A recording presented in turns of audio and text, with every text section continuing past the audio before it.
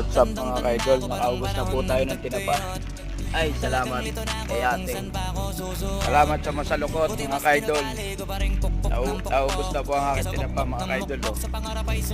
Sobrang lawak nito ay pag hindi pa ako naubos yung 8 kilong dala ko mga kaidol. Ano? Ay, salamat naman po at nakaubos.